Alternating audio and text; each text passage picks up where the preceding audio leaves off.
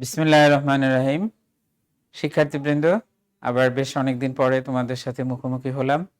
এতদিন তোমাদের Nusrat Jerin Annie madam class নিচ্ছিলেন এবং আমি আশা করি যে আমাদের খুবই গুরুত্বপূর্ণ একটা চ্যাপ্টার, যেটা সমাজ বিজ্ঞানের গবেষণা পদ্ধতি, তোমরা ভালোভাবে বুঝতে পেরেছ এবং এটি ভবিষ্যতে যারা সমাজ বিজ্ঞানে উচ্চশিক্ষা গ্রহণ করতে চাও তাদেরকে ভালো কাজ দেবে, তাদের উপকারে লাগবে বলে আমি বিশ্বাস করি। তাছাড়া অন্য যারা সোশ্যাল সায়েন্সে তোমরা হায়ার এডুকেশন নিতে চাও তাদের জন্য এটি খুবই তোমাদের সহায়ক হবে, তোমাদের ফিউচার এডুকেশনের জন্য, ফিউচার রিসার্চের জন্য।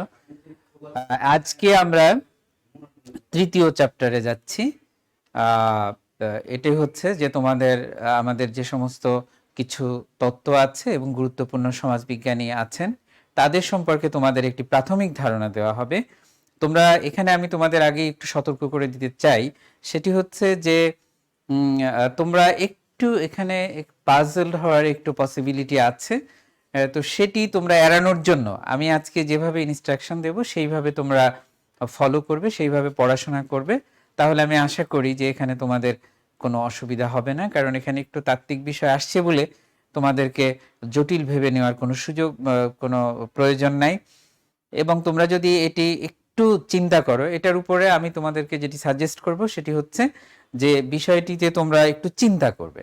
তোমাদের you need to give your deep thought towards the chapter, towards the content of this chapter. তো এটি তোমরা মনে রাখবে যে একটু চিন্তা করবে। বিষয়গুলো তোমাদের কাছে নতুন কিন্তু খুবই কৌতূহলোদ্দীপক এবং খুবই আগ্রহোদ্দীপক। তোমাদেরকে খুব ভালো লাগবে জিনিসগুলো চিন্তা করতে।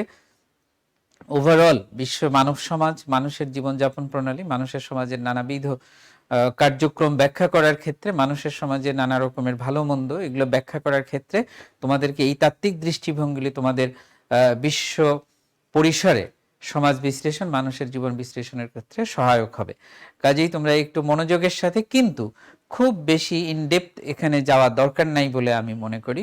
আমি যেভাবে বলি প্রত্যেকজন কয়েকটি বিষয় এখানে ফলো করবে, যে প্রত্যেকজন থিঙ্কারের কিছু কি কনসেপ্টস বা কিছু কি আইডিয়া সেগুলো তোমরা আগে চিহ্নিত করে নেবে। তোমাদের আমরা যারা আছি ক্লাস নিব, আমরা তোমাদেরকে সেটা চিহ্নিত করে দেব। সেই বিষয়গুলি তোমরা চিহ্নিত করে, বেশি না, প্রত্যেকজন থিঙ্কার থেকে 3টা-4টা আইডিয়া, খুব বেশি না, এবং প্রত্যেকটা আইডিয়া, প্রত্যেকটা থিওরিটিক্যাল কনসেপ্টের তোমার প্রতিটি 2টা-3টা করে তুমি মেইন আইডিয়াকে নোট ডাউন করে রাখবে। যেটি আমরা ক্লাস নেবার সময় আমরা মুখে বলি সেই জিনিসগুলো নোট ডাউন করে রাখবে।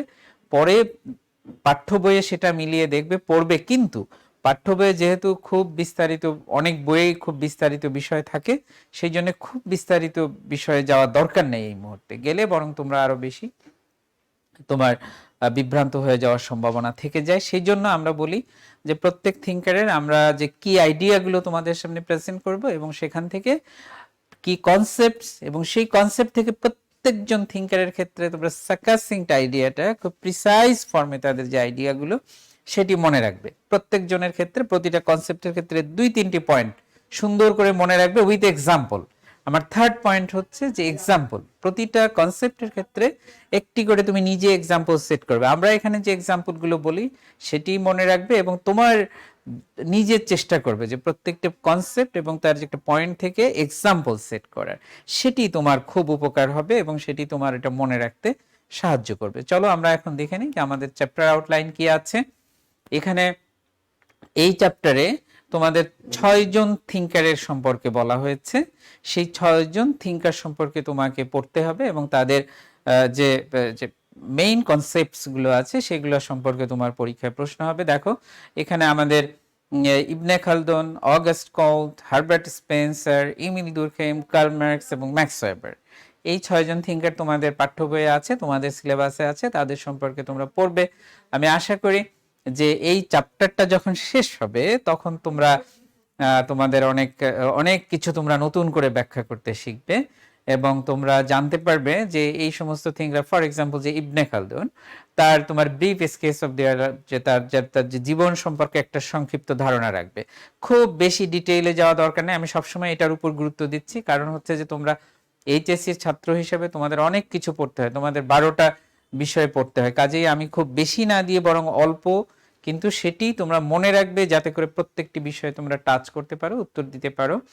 কাজেই খুব মনোযোগের সাথে খুব স্থিতিশীলভাবে আস্তে আস্তে, স্লো বাট স্টিডি, এইভাবে তোমরা এগুবে। তাহলে আমি যেটা প্রথমে বলছি যে তাদের সম্পর্কে একটা আমরা খুব সংক্ষিপ্ত brief sketch of their life, এটি আমরা তোমাদেরকে প্রেজেন্ট করব। আর সাথে সাথে আমরা কি করব যে মেজর কনসেপ্টস, আমি যেটা আগেই বলেছি, প্রত্যেকজন থিঙ্কার থেকে আমরা দুটা তিনটা, খুব ম্যাক্সিমাম হলে 4টা আইডিয়া, তার বেশি তোমাদেরকে আমরা দিব না। তারপরে হচ্ছে কি যে যে তোমার সাকসিংক্ট এক্সপ্লানেশন অফ মেইন থিওরিজ, যে তাদের যে মেইন থিওরিটা দেবো সেটার একটা কনসাইজ, একটা প্রিসাইজ একটি এক্সপ্লানেশন, একটি ইলাস্ট্রেশন তোমাদের সামনে দেওয়া হবে। এবং সেটি আমি বলেছি যে প্রত্যেকটা বিষয় থেকে 2-3টি করে পয়েন্ট মনে রাখবে, তাহলে আমি আশা করি যে তোমাদের ফিউচারে এটা, বিশেষ করে তোমাদের পরীক্ষার যে বিষয়গুলো আছে সেখানে তোমাদের এটা কাজ দেবে। তো ঠিক আছে, তাহলে আমরা আস্তে আস্তে আমরা এই যে 6জন থিঙ্কার আমাদের এই চ্যাপ্টারে রয়েছে, এই 6জন থিঙ্কারের প্রত্যেকের সম্পর্কে আমরা খুব অল্প করে ধারণা নিব। আজকে আমরা একজন নিয়ে আলোচনা করি, খুব বেশি নিয়ে করব না। একজন হচ্ছে আমরা ইবনে খালদুন, ওনাকে নিয়ে আমরা আজকে আলোচনা করব। ইনি হচ্ছেন ইবনে খালদুন, আব্দুর রহমান ইবনে খালদুন। ইনি একজন আরব থিঙ্কার্স। ইনি তিনি বহুমাত্রিক মেধা, তিনি বহুমাত্রিক মেধার, যাকে বলে যে একেবারে তিনি বহু বিষয়ে দক্ষ ছিলেন। তিনি একজন পলিটিশিয়ান ছিলেন, পলিটিক্যাল সায়েন্টিস্ট ছিলেন, তিনি সোশিওলজিস্ট ছিলেন, তিনি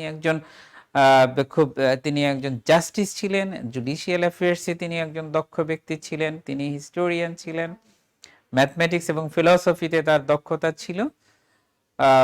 তো যাকে আমরা বলি একেবারে যে বহুমাত্রিক প্রতিভার অধিকারী তিনি ছিলেন। যে ইবনে খালদুন তিনি তিউনিস, তোমরা জানো যে এখনকার একটা উত্তর আফ্রিকা, আরব উত্তর আফ্রিকার একটি রাষ্ট্র, সেই তিউনিস শহরে তিনি জন্মগ্রহণ করেন। এবং তোমরা তার জীবনকাল সম্পর্কে ইতিমধ্যে একটি আইডিয়া পেয়েছো যে তিনি মধ্যযুগের একজন থিঙ্কার্স। তিনি তার যে জীবনের সময়কাল হচ্ছে মূলত 14 শতক, 15 শতকেও তিনি কিছুটা টাচ করেছিলেন, মূলত 14 শতকে, খ্রিস্টীয় 14 শতকে তার জীবনকাল ব্যাপী বিস্তৃত। তিনি বিভিন্ন পেশায় ছিলেন, আমি বলেছি তিনি পলিটিশিয়ান ছিলেন, তিনি মিনিস্টার ছিলেন, তিনি জাস্টিস ছিলেন, এই সমস্ত পেশায়। আর মূলত তিনি একজন sociologist, historian and philosopher.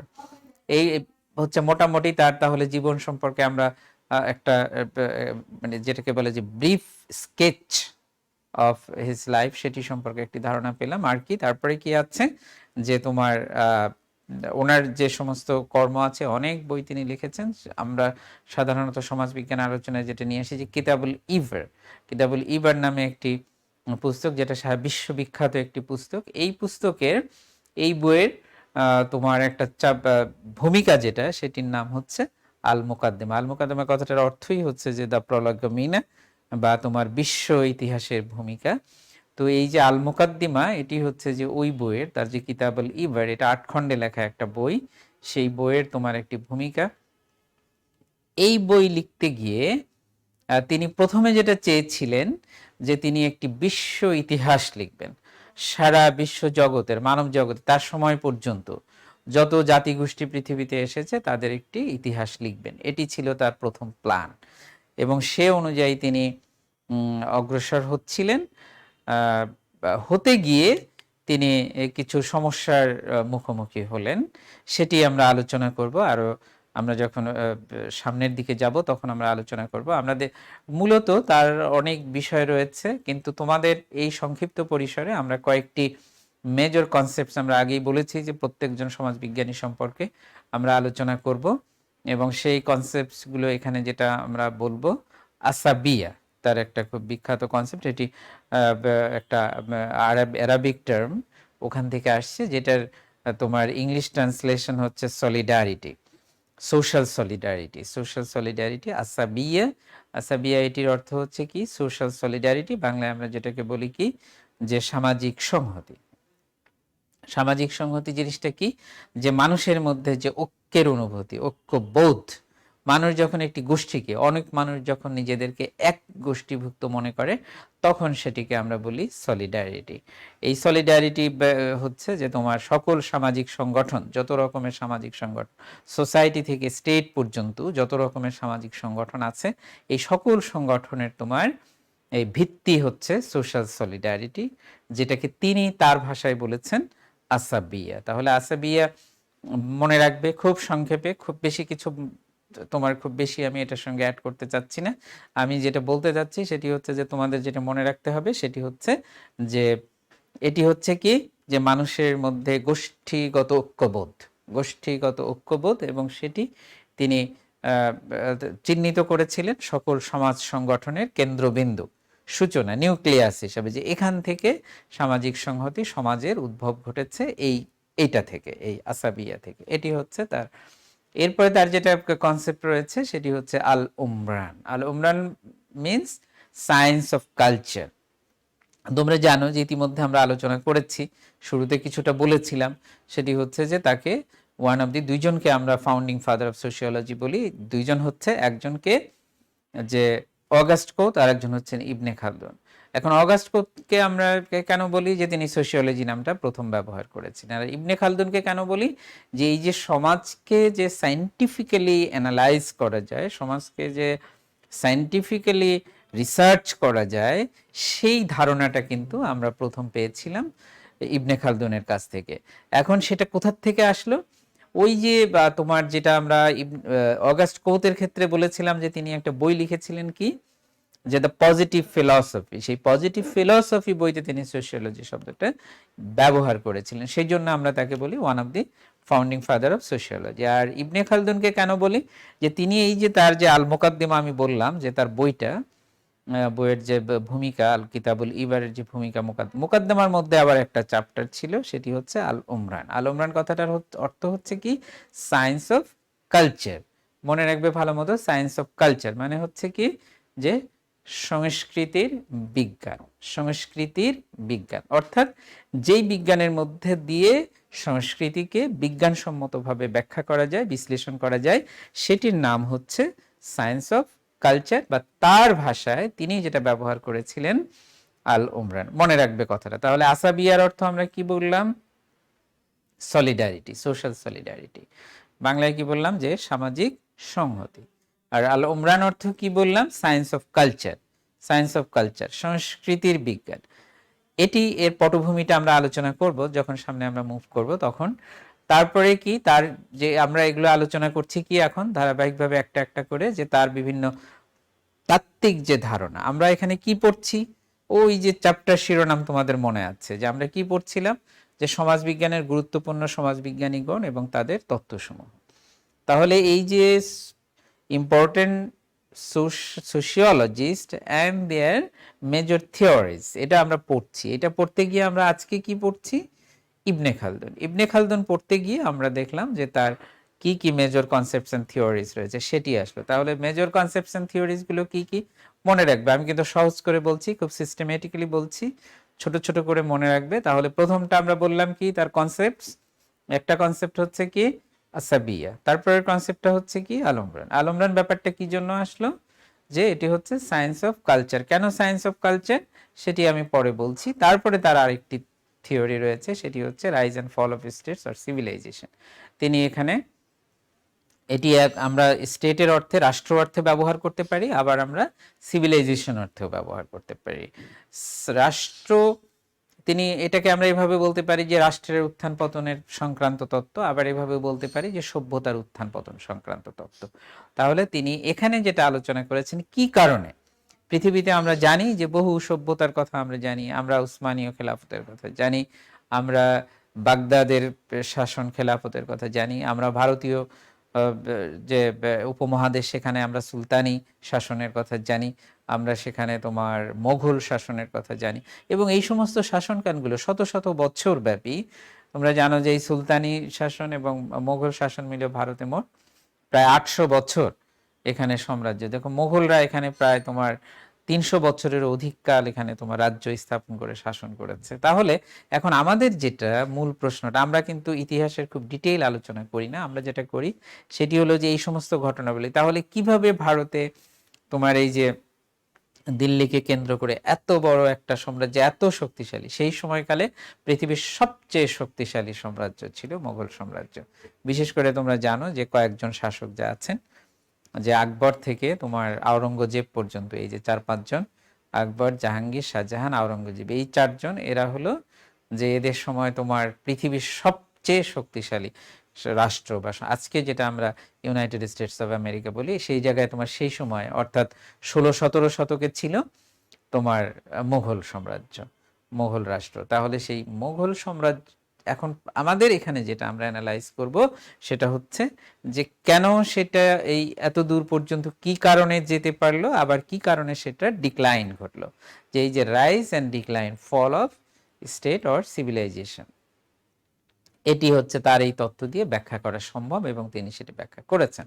Finally philosophy of history, philosophy of history হচ্ছে যে তোমার কি বলে যে হিস্ট্রি, এখানে আর একটা বিষয় আছে যে হিস্ট্রিওগ্রাফি বলে একটা আইডিয়া আছে, এটিও কিন্তু মজার ব্যাপার যে ফিলসফি অফ হিস্ট্রি এই যে বিজ্ঞানের একটা শাখা, এটির জন্ম দিয়েছেন তোমার এই আমাদের ইবনে খালদুন। আবার ওই যে হিস্ট্রিওগ্রাফি বলে হিস্ট্রিতে একটা বিষয় পড়ানো হয়, সেটি কিন্তু অনেকটা ওই বৈজ্ঞানিক পদ্ধতি বলা যায়, হিস্ট্রি অধ্যয়নের বৈজ্ঞানিক পদ্ধতি, সেটি কিন্তু হিস্ট্রিওগ্রাফি যে জিনিসটা, সেটিও কিন্তু ইবনে খালদুন প্রথম সূচনা করেছেন, জন্ম দিয়েছেন। এই হিস্ট্রিওগ্রাফিটা আসলে ফিলসফি অফ হিস্ট্রি, এটার মূল কথা হচ্ছে যে কোন দৃষ্টিভঙ্গি থেকে কিভাবে ইতিহাসকে অধ্যয়ন করলে প্রকৃত সত্য ইতিহাস রচনা করা বা চর্চা করা সম্ভব, অথবা ইতিহাসের যে সমস্ত ধোঁয়াশাচ্ছন্ন এম্বিগুয়াস যে সমস্ত এরিয়াগুলো আছে in the history of human kind, সেই এম্বিগুয়াস এরিয়াগুলো কিভাবে তোমার ক্লারিফাই করা যায় স্বচ্ছতার সাথে, আনএম্বিগুয়াসলি সেগুলো কিভাবে মানুষের সামনে উপস্থাপন করা যায় বা পাঠকের সামনে, জ্ঞান পিপাসুদের সামনে, সেটির নাম হচ্ছে ফিলোসফি অফ হিস্ট্রি। এই ফিলসফি অফ হিস্ট্রি বিষয়টিও এটি ইবনে খালদুন জন্ম দিয়েছেন, পরে এটি আরো চর্চার মধ্য দিয়ে ইউরোপে এবং পৃথিবীর অন্যান্য প্রান্তে এটা অত্যন্ত শক্তিশালী বিজ্ঞানের একটি শাখা হিসাবে রচিত হয়েছে। আজকে যে তোমার এই সময়ের মধ্যে যে ইতিহাসের যে চর্চা এবং ইতিহাসের চর্চার মধ্য দিয়ে ইতিহাসের প্রকৃত সত্যকে, এটা খুবই জরুরি একটা বিষয়, কারণ অনেক কিছুই আমরা যেটা সাদা চোখে দেখতে পাই, সেটা যদি গবেষণা করা যায় দেখা যায় যে সেখানে অন্য বিষয় আছে। এই যে আজকে আমরা জানি যে আফগান যুদ্ধ, সেখানে আফগান যুদ্ধ কেন শুরু হলো, কোন কারণে সূচনা হলো, সেটার একটা তোমার জনগণের সামনে একটি ডিসকোর্স আছে, আবার রিসার্চ করলে সেখানে অন্য আরেকটি ডিসকোর্স পাওয়া যায়। কিছুদিন আমরা আইসিসি এর কথা জানি, যেটার উদ্ভব ঘটেছিল, এটা জনগণের সামনে এক ধরনের, সাধারণভাবে তোমার মিডিয়াতে এক ধরনের এটার একটা তোমার যে ডিসকোর্স, যে বয়ান একটা আসে, সেটি আছে, আবার দেখা যায় যে প্রকৃত সত্য হয়তো কিছুটা অন্যরকম অথবা পুরাটাই অন্যরকম। সুতরাং এই সব বিষয়গুলো নিয়ে এই হিস্ট্রি, ফিলসফি অফ হিস্ট্রির কাজ।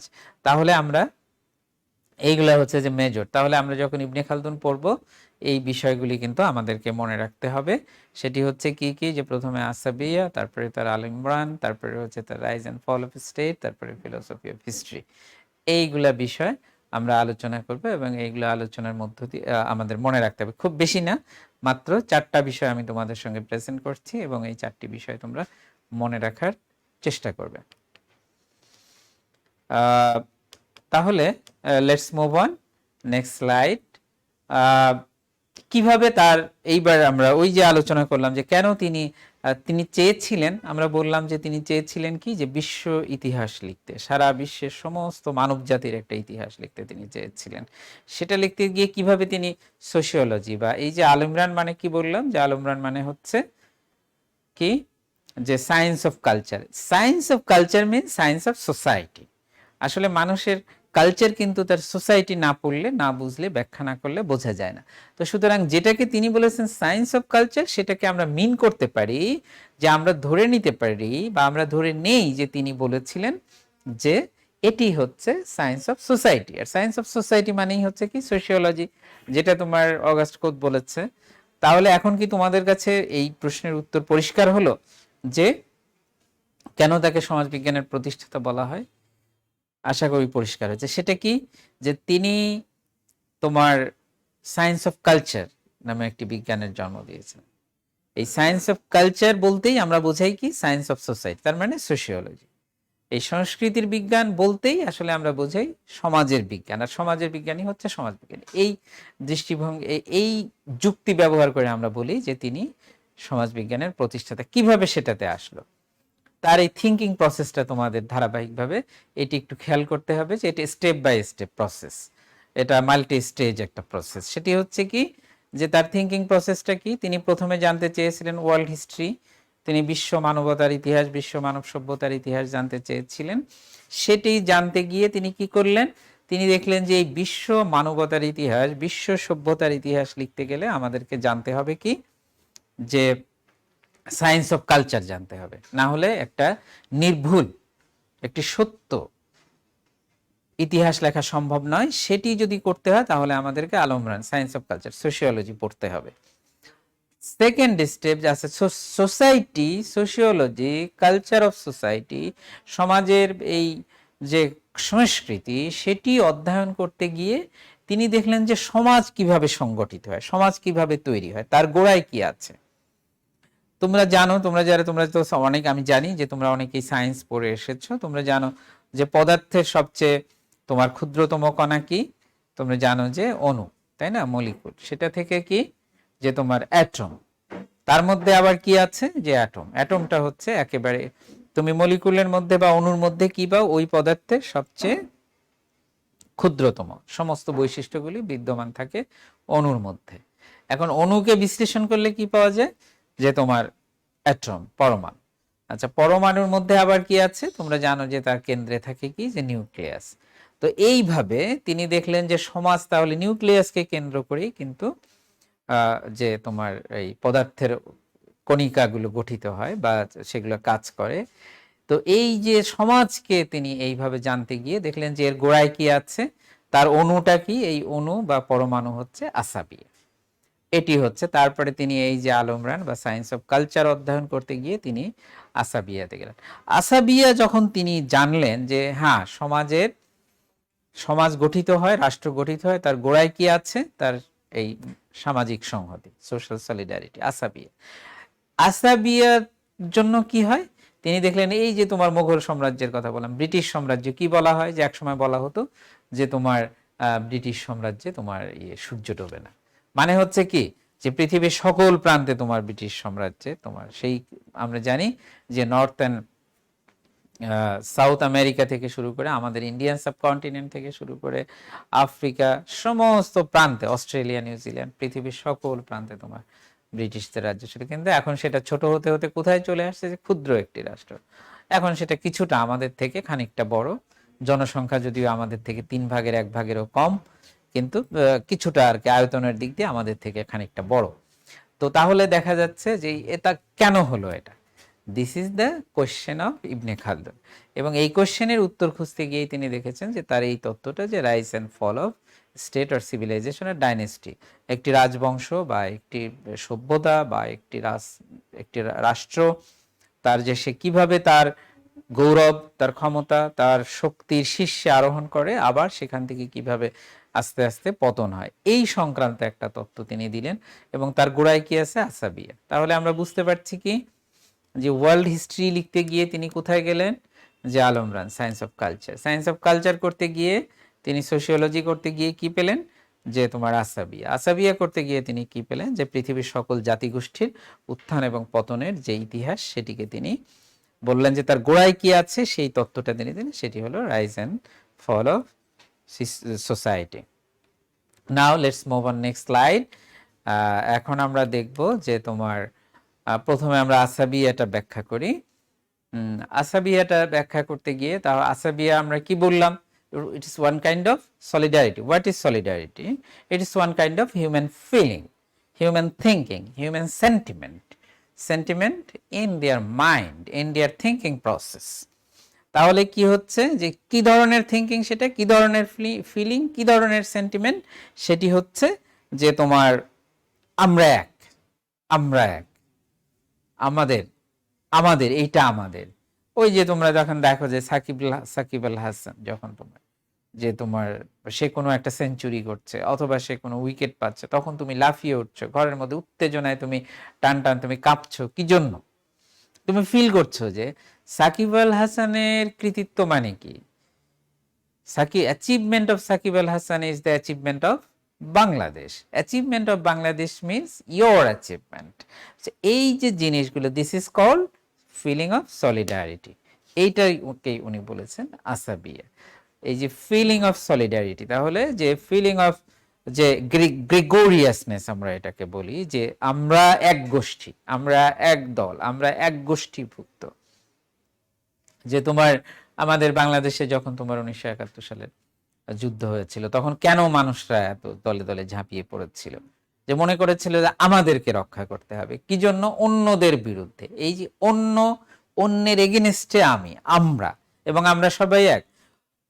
we have same destination, we have same identity, we are fighting for same goal or vision.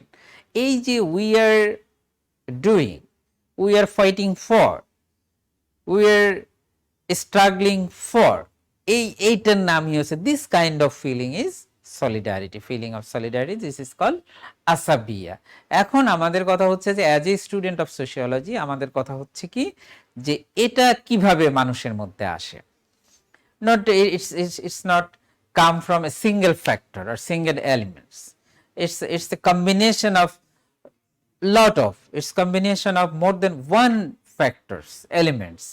এটা কি, যে অনেকগুলো, it is constituted by many factors, many social factors. সেটি হচ্ছে সমাজবিজ্ঞানীর কাজ। অন্যান্য তোমরা আরো ফিউচারে দেখবে যে অন্যান্য সমাজবিজ্ঞানীরাও এটা নিয়ে কাজ করেছেন, যেমন আমাদের ইমিল দুরখেইম এটা নিয়ে কাজ করেছেন, তিনি অনেক কাজ করেছেন, এটা নিয়ে গবেষণা করেছেন। তো কোন কোন জায়গা থেকে সেটি তৈরি হয়? নাও দিস ইজ আওয়ার কোশ্চেন, যে কোন কোন এলিমেন্ট, কোন কোন উপাদান থেকে এই ফিলিংটা তৈরি হয়। আশা করি তোমাদের কাছে বিষয়টি খুব ভালো করে, কোর আইডিয়াটা তোমরা ভালো মতো তোমরা রিয়েলাইজ করার চেষ্টা করবে। আমাদের কোর আইডিয়াটা হচ্ছে কি, যে তাহলে মানুষ যে গোষ্ঠীবদ্ধ থাকে, মানুষ যে দলবদ্ধ থাকে, মানুষ যে নিজেদেরকে এক দল, এক গোষ্ঠী, এক জাতি বলে পরিচয় দেয়, এটার পিছনে কি আছে? এটার পিছনে আছে সলিডারিটি, যেটাকে তিনি বলেছেন আসাবিয়া। আমরা যেটাকে বলি কি গোষ্ঠী সংহতি, বা তোমার কি বলে যে জাতীয়তা বোধ, এই সমস্ত বিষয়গুলি।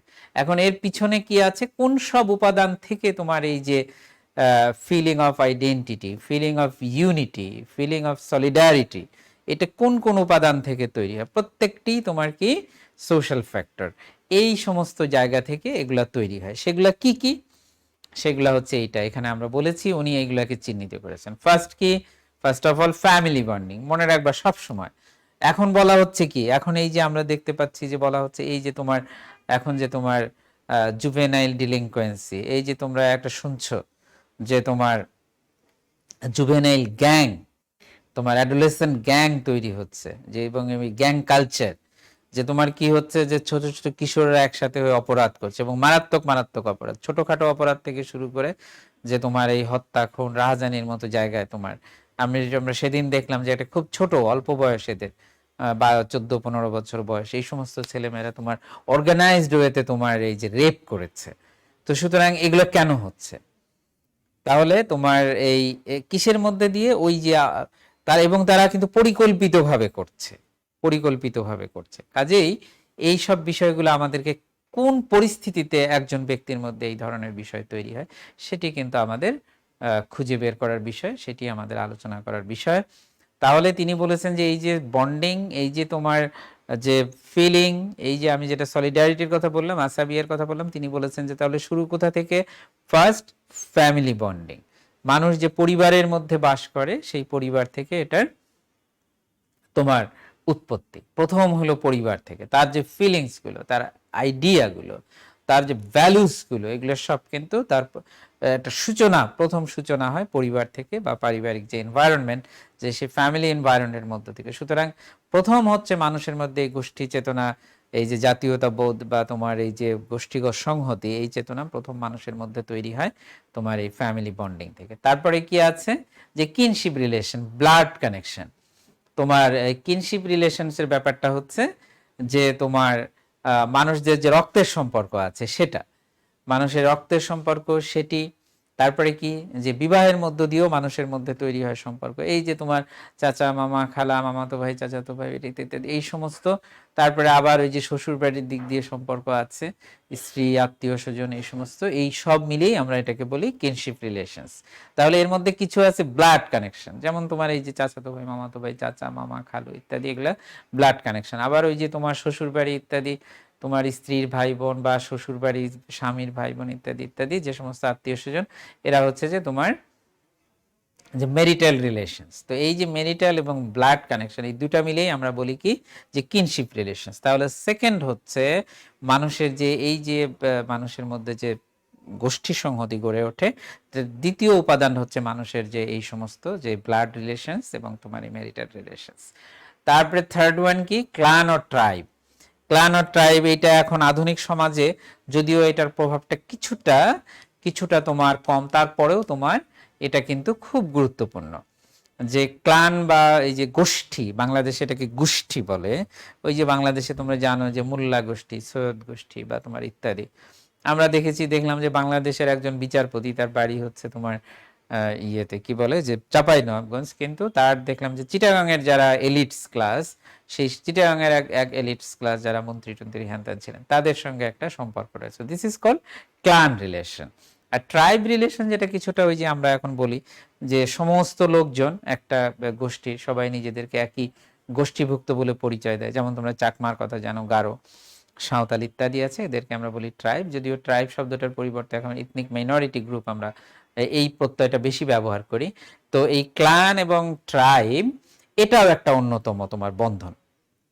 এটার একটা তোমার আমি খুব আধুনিক একটা উদাহরণ দিচ্ছি, সেটি হচ্ছে যে তোমরা জানো যে পৃথিবীর অনেকগুলো রাষ্ট্রেই এখন তোমার কি আছে যে তোমার সিভিল ওয়ার। সিভিল ওয়ার মানে কি যে গৃহযুদ্ধ, নিজেরা নিজেদের মধ্যে এরকম একটি রাষ্ট্র সোমালিয়া আছে, তারপরে তোমার সোমালিয়ার কিছুটা কমে আসছে, তারপরে লিবিয়া আছে, তারপরে তোমার এই যে কি বলে সিরিয়া আছে। সেখানে দেখা যাচ্ছে কি যে ক্লানগুলো একত্রিত হচ্ছে, তারা নিজেদেরকে একটা ট্রাইব হিসাবে চিহ্নিত করছে। তারপরে তোমার লিবিয়াতে আছে যে সেনুসিরা আছে, তোমার এইরকম এক এক জায়গায়। তো এই তারা তারা কিন্তু ছড়িয়ে ছিটিয়ে আছে, অনেক দূরে দূরে আছে, কিন্তু তারা সবাই নিজেদেরকে মনে করে কি যে আমরা অমুক থেকে আসছি, অমুক অমুক থেকে আমাদের উৎপত্তি, অমুক ব্যক্তি থেকে বা অমুক সময় থেকে। তখন তারা সবাই নিজেদেরকে এক ব্লাড কানেক্টেড বলে মনে করে, এদেরকে বলে ট্রাইব। তাহলে মানুষের এই যে ঐক্যের অনুভূতি বা ঐক্যবোধ, এটির পিছনে তৃতীয় যে কারণটি, যে উপাদানটি তিনি চিহ্নিত করেছিলেন ইবনে খালদুন, সেটি হচ্ছে clan and tribe. Fourth one হচ্ছে রিলিজিয়ান এন্ড বিলিফ। তুমি দেখো যে তুমি আজকে দেখো এই যে আমরা কিছুদিন আগে দেখলাম যে তোমার যে ফ্রান্স বয়কট মুভমেন্ট যাই হোক, সেখানকার কজটা সঠিক হোক বা ভুল হোক সেটি আমি এখানে আলোচ্য বিষয় না, কিন্তু কথা হলো যে তুমি কেন যে বাংলাদেশের মানুষদেরকে আমরা দেখলাম যে তারা হার্টেড ফিল করছে। কেন তারা হার্টেড ফিল করছে? যে সেখানে ফ্রান্সে এমন কিছু কাজ করা হয়েছে যে যেটা মুসলমানদের যে নবী তাকে তোমার সেখানে তোমার ইয়ে করা হয়েছে। তো এই যে তাকে অসম্মান করা হয়েছে, এটি কিন্তু তুমি ফিল করছো কোথায়? ফ্রান্সের সাথে কিন্তু তোমার আসলে বাহ্যত কোনো সম্পর্ক নাই, তোমার কিন্তু সেখানে তোমার কোনো তার সঙ্গে প্রত্যক্ষ কোনো সম্পর্ক নাই, কিন্তু কথা হলো যে তুমি হার্টেড ফিল করছো, সেটা নিয়ে মুভমেন্ট হচ্ছে, সেটা নিয়ে তোমার অনেক বড় রসব হচ্ছে। তো এটার পিছনে কাজ করছে কি যে রিলিজিয়াস আইডেন্টিটি, তোমার রিলিজিয়াস বিলিফ, রিলিজিয়াস ভ্যালুস। যে তুমি বলছো কি যে মুসলিম, সে বলছে যে তাদের নবীর কোনো ছবি দেখানো যাবে না, আঁকা যাবে না। তো সো যখন আঁকা হচ্ছে তখন তারা মনে করছে যে দে আর ফিলিং ডিসগ্রেসফুল। তো এই যে তোমার এই ডিসগ্রেসফুল ফিলিং থেকে তারা তখন কি করছে? ডেমনস্ট্রেট করছে, তখন তারা রাস্তায় নেমে যাচ্ছে। তো সুতরাং যে দিস ইজ রিলিজিয়াস বিলিফ।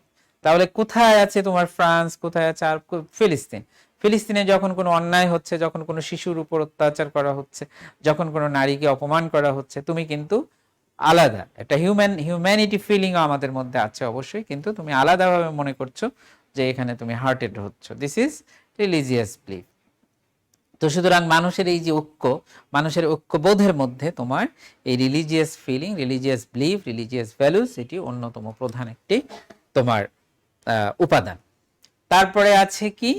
তারপরে তোমার আছে কি যে সেম প্রফেশন, যারা একই ধরনের প্রফেশনে আছে তারা অনেক সময় তোমার আমরা দেখতে পারি কিছু ওয়ার্কার্স ট্রেড ইউনিয়ন তোমার এই তারা কি করছে যে বিভিন্ন দাবি দেওয়া নিয়ে রাস্তায় যাচ্ছে। তারপরে সেই কোথায় আমরা এখন ওই যে একদিন তোমার মে দিবস পালন করি, কেন মে দিবস পালন করি? যে ওই দিন তো আমাদের এখানে কিছু হয়নি, বাংলাদেশে কিছু হয়নি, ইন্ডিয়ান সাবকন্টিনেন্টে, ইভেন তোমার এশিয়াতে কিছু হয়নি, এশিয়ান কন্টিনেন্টে কিছু হয়নি। তাহলে হয়েছিল কোথায়? যে কত আমাদের থেকে উল্টা দিকে হাজার হাজার মাইল দূরে তোমার সেই তোমার আমেরিকাতে হয়েছিল। তারপরেও আমরা কেন যে ওটাকে মে দিবসকে আমরা ধারণ করছি কেন? সেম প্রফেশন, যে এটা যে সমস্ত পৃথিবীর সমস্ত ওয়ার্কার্স যারা আছে তারা নিজেদেরকে ওই দিনের ওই ঘটনাটাকে নিজেরা ধারণ করে। কেন? যে কিছু সেই দিন কিছু তাদের নিজেদের দাবি দেওয়ার কারণে কিছু শ্রমিক তোমার সেই তারা আহত হয়েছিল, মানে নিহত হয়েছিল, তারা প্রাণ দিয়েছিল। তো সুতরাং এটি হচ্ছে তোমার যে সেম প্রফেশনে থাকলেও মানুষদের মধ্যে একই ধরনের প্রফেশন বা একই ধরনের জীবনযাপন যারা করে তাদের মধ্যে এই ফিলিংটা তোমার গড়ে ওঠে, একই ধরনের এক গোষ্ঠীভুক্ত হওয়ার ফিলিং গড়ে ওঠে। তাহলে সেটি হচ্ছে আরেকটা, যে সেম প্রফেশন একই ধরনের উৎপাদন কর্মকাণ্ডে যখন মানুষ অংশ নেয় তখন তাদের মধ্যে এক ধরনের ঐক্যর অনুভূতি গড়ে ওঠে। এরপরে আমাদের জন্য যেটা রয়েছে সেটি হচ্ছে যে সেম পাস্ট অ্যান্ড ট্র্যাডিশন। কি যে একই ধরনের ঐতিহ্য, অনেক দিন ধরে মানুষরা তোমার আমরা এই যে এখানে লোকরা বলে যে আমরা বাংলাদেশি, এখন বাংলাদেশি মানুষদের মধ্যে কি যে কত শত শত বছর ধরে মানুষরা এখানে হাজার বছর ধরে মানুষরা একই ধরনের কাপড় পরে, একই ধরনের খাবার খায়, একই ধরনের উৎসবে অংশ নেয়। This is called same past and same tradition. এই একই ধরনের কাজ করতে করতে মানুষের মধ্যে এগুলো রিপিটেডলি হতে থাকে এবং মানুষের মধ্যে ঐক্য এবং সংহতির অনুভূতি তৈরি করে। ওটা আমাদের ওই ধরনের জিনিসগুলো। পৃথিবীর অনেক খেলাগুলো তোমার আজকে তোমার এই যে ফুটবলের কথা যখন আমরা বলি তখন আমাদের মাথায় আসে কি ব্রাজিলের কথা আসে, অথচ ব্রাজিলে কিন্তু খুব বেশি দিন ফুটবল চালু হয়নি, এই তোমার ধরো 200 থেকে 250 বছর। তো কি হয়েছে এখন, মানে তুমি চিন্তাই করতে পারবে না যে ব্রাজিলের মানুষের রক্তের সাথে ফুটবল মিশে গেছে, প্রতিটা গ্রামগঞ্জে প্রতিটা পাড়ায় পাড়ায়, এবং এত বেশি একটি একক রাষ্ট্র থেকে এত বেশি ফুটবল মেধার তোমার জন্ম আর পৃথিবীর কোথাও হয় না একই সময়ে। সো দিস ইজ যে সেম পাস্ট অ্যান্ড ট্র্যাডিশন, এটা ট্র্যাডিশন। তাহলে আমরা এতক্ষণে যে জিনিসগুলো আলোচনা করলাম, যে তিনি বলেছেন যে আসাবিয়া বলতে কি বোঝায়। আসাবিয়া বলতে আমরা বললাম কি যে ঐক্যের অনুভূতি মানুষের মধ্যে গোষ্ঠীগত সংহতি, এটি হচ্ছে সলিডারিটি, আসাবিয়া। এবং আসাবিয়াটা গড়ে ওঠে, সেটা সোর্স কি, সেটার উৎসগুলো কি, কোন জায়গা থেকে গড়ে ওঠে, তার উপাদানগুলো কি, ফ্যাক্টরগুলো কি, সেই উপাদান এবং ফ্যাক্টরগুলো যেগুলো আমরা বললাম যে তাহলে কি family bonding, kinship, clan, religious belief, same profession, same tradition, past, এইগুলাই হচ্ছে প্রধানত মানুষ, এইগুলোর মধ্য দিয়ে মানুষের মধ্যে এই তোমার ঐক্যের অনুভূতি বা এই যে আসাবিয়াটা গড়ে ওঠে। এটি পরবর্তী যখন মানুষ ঐক্যবদ্ধ হয়, মানুষকে ঐক্যবদ্ধ করে, ওই যে আমরা বললাম। এবং এছাড়াও অতীতে আমরা বহু কর্মকাণ্ড 1971 ছাড়াও আমরা অতীতের বহু কর্মকাণ্ডে এই অঞ্চলের মানুষ একসাথে তাদের সেম ফিলিং, আমরা তিতুমিরের কথা জানি, আমরা তোমার সেই কি বলে হাজী শরীয়তুল্লাহর কথা জানি, যে সেই সময় মানুষরা ঐক্যবদ্ধ হয়েছে, তারা তাদের অধিকারের জন্য, দাবির জন্য একসাথে কাজ করেছে, আরো পিছনে আছে, আরো আগে আছে। তো সুতরাং এইটা হলো সেম পাস্ট অ্যান্ড ট্র্যাডিশন, এবং এগুলাই আস্তে আস্তে তোমার নানা পরিবর্তনের মধ্য দিয়ে আজকের আমরা একটা নেশন স্টেটে পরিণত হয়েছি। এটি হচ্ছে।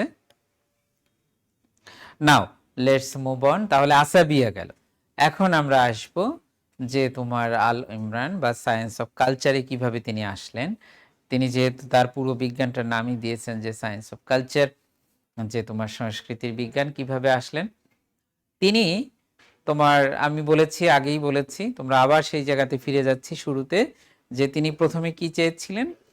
তিনি চেয়েছিলেন যে বিশ্বের একটি ইতিহাস লিখতে, বিশ্ব ইতিহাস লিখতে। সেইটা লিখতে গিয়ে তিনি দেখলেন কি, তার অভিজ্ঞতা হলো যে সেই সময় যে সমস্ত প্রচলিত ইতিহাস আছে, ইতিহাসের বইগুলো আছে, এখনো আছে, হাজার হাজার আছে, সেটি হতে তিনি দেখলেন যে সেই সমস্ত ইতিহাসের বইগুলো কি, যে মিথ্যা, অর্ধসত্য, ভুল এবং বানোয়াট তথ্য দিয়ে ভর্তি সমস্ত। এটা মনে রাখবা যে এটা কিন্তু সব কালেই আছে, তিনি যেমন তার সময় পেয়েছিলেন এখনো আছে।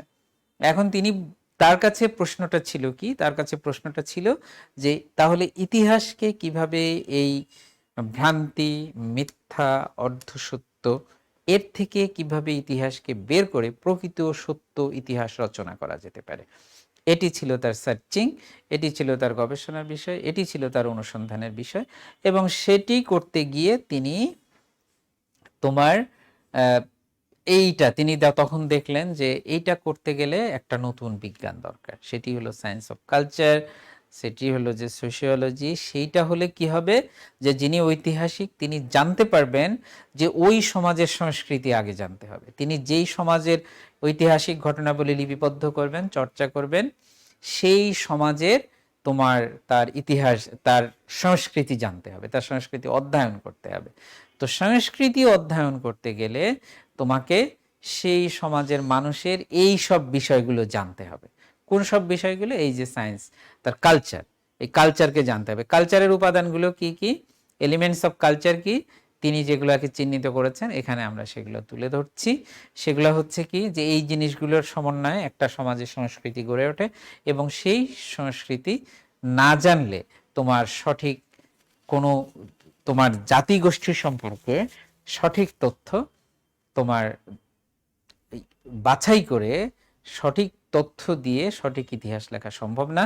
সেই জিনিসগুলো কি তাহলে? কালচারের বিলিফ, প্রথমে ওই সমাজের তোমার ইয়েটা জানতে হবে, যে ওই সমাজে তোমার বিলিফ, তাদের বিশ্বাস ব্যবস্থা কেমন, তারা বিশ্বাস ব্যবস্থা। তুমি দেখো যে তাহলে তোমার ইন্ডিয়ার তোমার মেজরিটি মানুষের তোমার রিলিজিয়াস বিলিফ কি, যে তোমার যে হিন্দুইজম।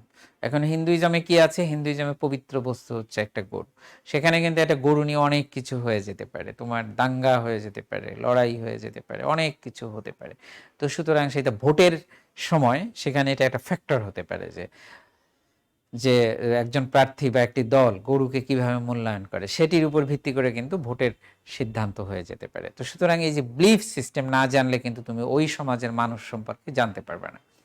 তারপরে হচ্ছে যে ভ্যালুস কি, যে কোন জিনিসগুলোকে তুমি মানুষ পবিত্র মনে করে, অপবিত্র মনে করে, কোনটাকে ভালো মনে করে, কোনটাকে মনে করে। This all are the part of values, যে আমরা যেটাকে ভালো মনে করছি অথবা কোনটাকে মন্দ মনে করছি।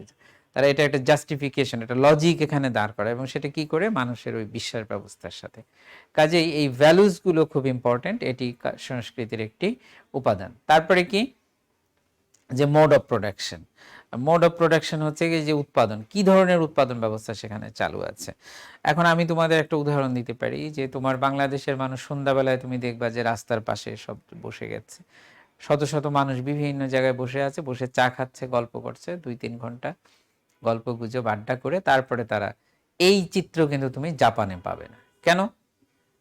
Difference of mode of production. সেখানে কি, সেখানে ভিন্ন ধরনের কাজ করে মানুষ, ক্যারিয়ার, সেখানে যন্ত্রের সাথে মানুষকে highly qualified, highly efficient, highly skillful, এবং তাদের কাজের সাথে তার সময়, এবং সেখানে জীবনযাত্রা, তোমরা জানো যে পৃথিবীর সবচেয়ে ব্যয়বহুল যে সমস্ত নগরীগুলো আছে তার মধ্যে একটি হচ্ছে টোকিও। তো এই যে ব্যয়বহুল জীবন, এই ব্যয়বহুল জীবন, তারপরে তাদের জীবন প্রণালী, তারপরে উৎপাদন, তার দক্ষতা, এই সব মিলিয়ে তোমার রাস্তার পাশে দাঁড়িয়ে চা খেতে খেতে ঘন্টার পর ঘন্টা আড্ডা দেওয়া, এটি জাপানিদের পক্ষে সম্ভব না, কিন্তু বাংলাদেশে এটা সম্ভব। This is the difference of culture. তো এই কালচারের কারণে কিন্তু তার জীবন বৈশিষ্ট্যগুলো বদলে যাচ্ছে, তার কাজকর্মের ধরন বদলে যাচ্ছে।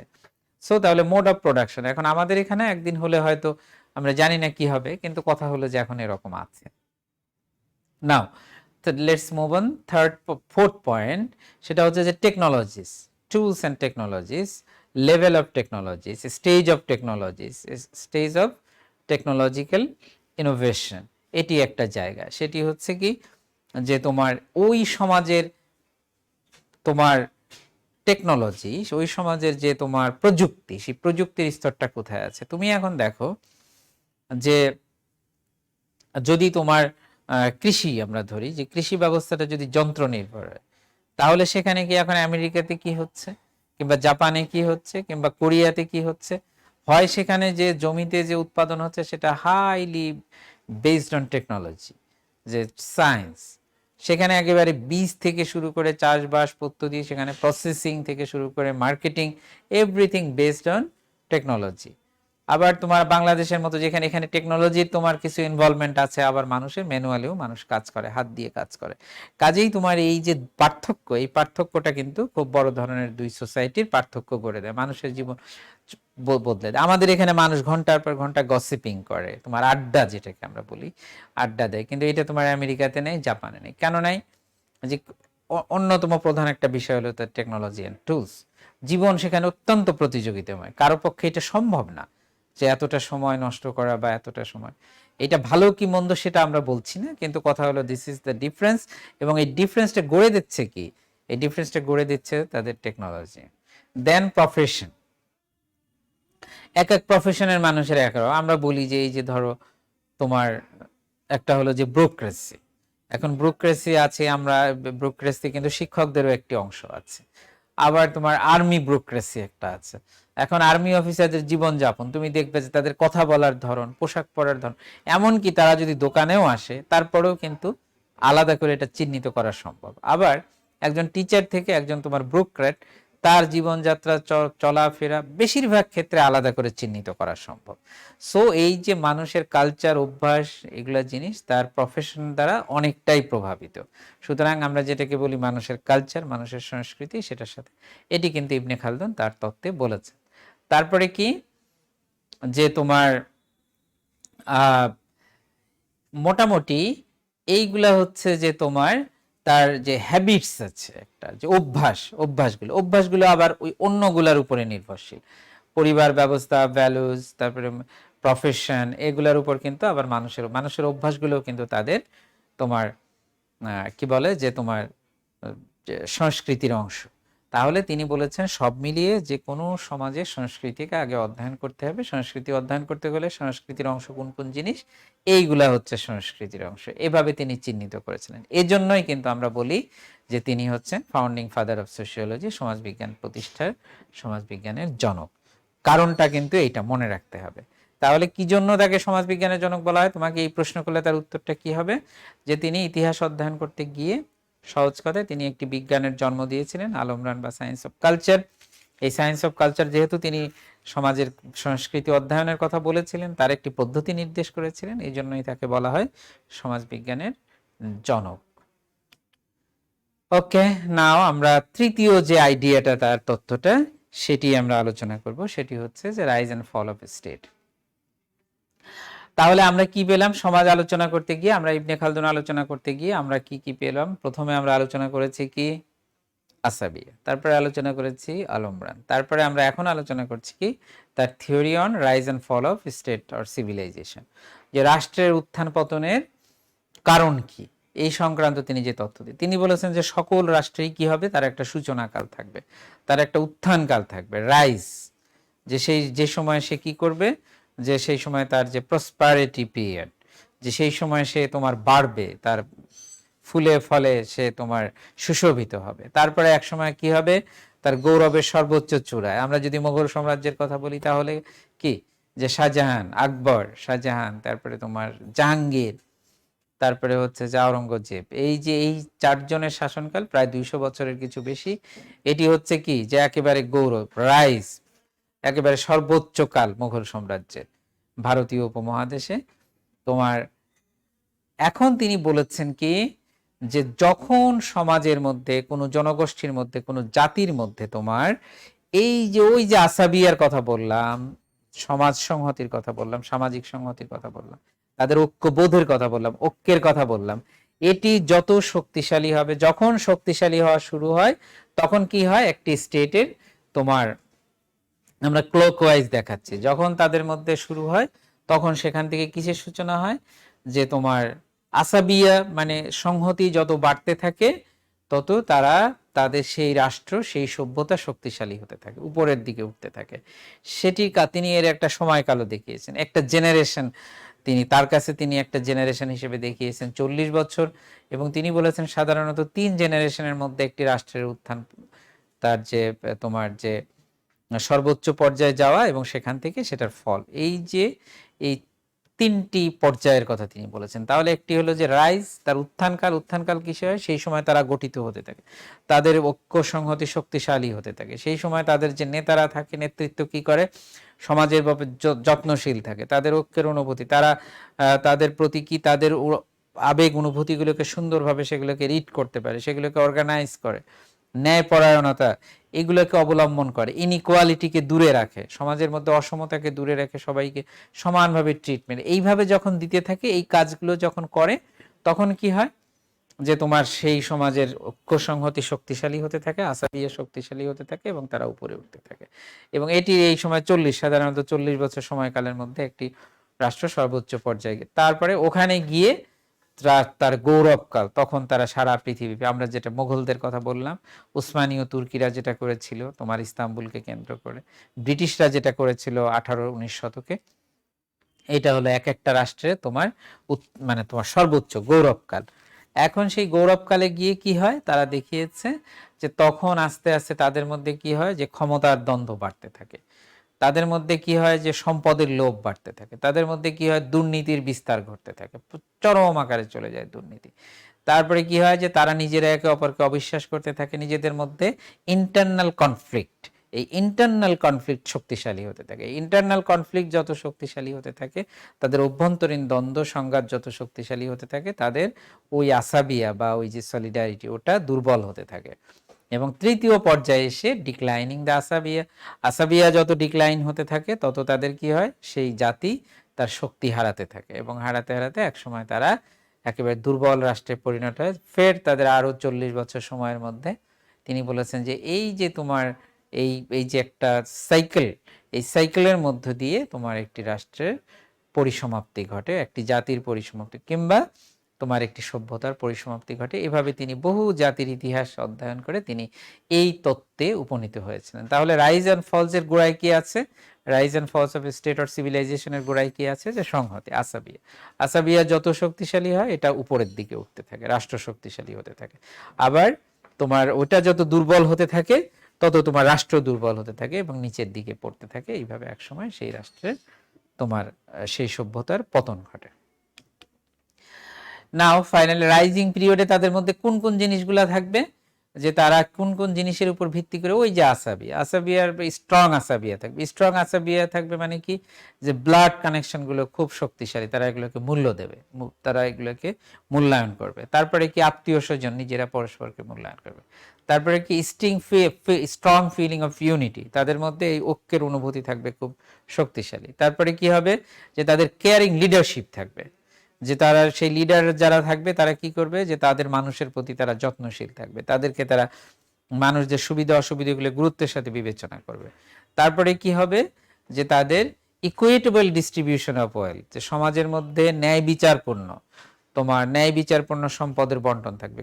সবাই, কিছু লোকের হাতে সম্পদ থাকবে আর অনেক লোক তোমার বঞ্চিত হবে। এই যে বঞ্চনার অনুভূতি থেকেই তোমার কিন্তু একটি রাষ্ট্র দুর্বল হতে থাকে। কাজেই এই অ্যাকুমুলেশন অফ যে ওয়েলথ, এটি তোমার এই কিছু লোকের হাতে যদি থাকে, তাহলে রাষ্ট্র দুর্বল হতে থাকে। ফাইনালি তোমার শেয়ারিং রেসপন্সিবিলিটি, রাষ্ট্র বা সমাজের দায়িত্ব কি করে? সবাই ভাগাভাগি করে নেয়।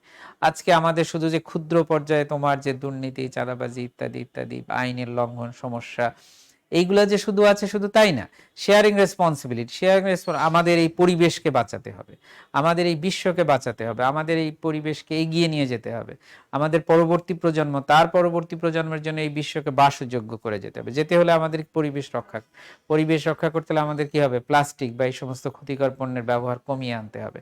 আমাদের সাস্টেইনেবল ওয়েতে আমাদের যে সমস্ত রিসোর্সেস গুলো, সেগুলো, পানির দূষণ বন্ধ করতে হবে ইত্যাদি। This is the sharing responsibility. আমাদের প্রত্যেকের উপরে প্রত্যেকে নির্ভরশীল। এখানে আমি যদি নষ্ট করি, আমি ক্ষতিগ্রস্ত হব, তুমিও হবা, তুমি করলে তুমি ক্ষতিগ্রস্ত হবা, আমি হব। This is all about the sharing responsibility. তো এইগুলা থাকে তোমার রাইজিং পিরিয়ডে। আর ফলিং পিরিয়ডে গিয়ে কি হয়? আমি যেটা আগেই বলেছি, যে এখানে আমি দেখাচ্ছি যে এই পিরিয়ডে গিয়ে গিয়ে করাপশন বৃদ্ধি পাবে, ইনইকুয়ালিটি বৃদ্ধি পাবে, অর্থাৎ সমাজে কিছু লোকের হাতে প্রচন্ড তোমার সম্পদ থাকবে আর অল্প লোকের, আর বেশিরভাগ লোক তোমার বঞ্চনার শিকার হবে। ইন্টারনাল কনফ্লিক্ট, দ্বন্দ্ব সমস্ত জায়গায়, ছোট ছোট জায়গা থেকে, গ্রামগঞ্জ থেকে শুরু করে, ছোট ছোট প্রতিষ্ঠান থেকে শুরু করে একেবারে সর্বোচ্চ পর্যায়ে ডিসইন্টিগ্রেশন, যে ভেঙে পড়বে, ফল অ্যাপার্ট, ভিন্ন ভিন্ন বিচ্ছিন্ন হয়ে যাওয়া, এগুলা হচ্ছে তোমার ডিসইন্টিগ্রেশন। হাঙ্গার ফর পাওয়ার, প্রত্যেকেই ক্ষমতায় খালি নিজে ক্ষমতাকে করায়ত্ত করতে চায়, ক্ষমতাকে মানুষের জন্য ব্যবহার করবে, সমাজের জন্য, সেটা না। এইগুলা যখন আস্তে আস্তে বৃদ্ধি পায় তখন ডিক্লাইন, আসাবিয়া, আসাবিয়া কমতে থাকে, আর কি হয়, রাষ্ট্র এবং সমাজ দুর্বল হতে থাকে। সো শিক্ষার্থীরা, তোমরা আশা করি ফলো করেছো। আজকে আমরা কি আলোচনা করলাম? প্রথম আমরা আমাদের এই চ্যাপ্টার হেডলাইন আউটলাইন আলোচনা করেছি, তারপরে সেই চ্যাপ্টার আউটলাইন থেকে একজন থিঙ্কারকে আলোচনা করলাম। তিনি কে? ইবনে খালদুন। ইবনে খালদুন তিনি একজন আরব থিঙ্কার্স, মধ্যযুগের একজন। তিনি তোমার কি বলে তোমার চতুর্দশ শতকের একজন তিনি চিন্তাবিদ। তারপরে কি আলোচনা করলাম? তিনি সমাজবিজ্ঞানের একজন জনক হিসাবে তিনি চিহ্নিত বা স্বীকৃতি দেওয়া হয়। তারপরে তার যে থিওরিটিক্যাল আইডিয়াগুলো আছে সেগুলো আমরা তার সংক্ষেপে আলোচনা করলাম। কি কি? যে তার আলমরান আমরা আলোচনা করলাম, আসাবিয়া আলোচনা করলাম, rise and fall of state আমরা আলোচনা করলাম। এই বিষয়গুলি আলোচনা করে মধ্য দিয়ে আমরা আশা করি যে এই বিষয়গুলি তোমাদের ভালো লেগেছে। এবং কোনো প্রশ্ন থাকলে তোমাদের, আমি জানি যে অ্যানি ম্যাডাম তোমাদেরকে অ্যাসাইনমেন্ট দিয়েছেন, যথারীতি তার অ্যাসাইনমেন্টগুলোকে রেসপন্ড করবে, এবং আগামী ক্লাসে আমরা আরও যে আমাদের 5জন থিঙ্কার আছে ধারাবাহিকভাবে তাদেরকে আলোচনা করব। সেই আলোচনাগুলোতে অংশগ্রহণের মধ্য দিয়ে আমি আজকের ক্লাস এখানে শেষ করছি। তোমরা ভালো থেকো, আবার দেখা হবে। আল্লাহ হাফেজ।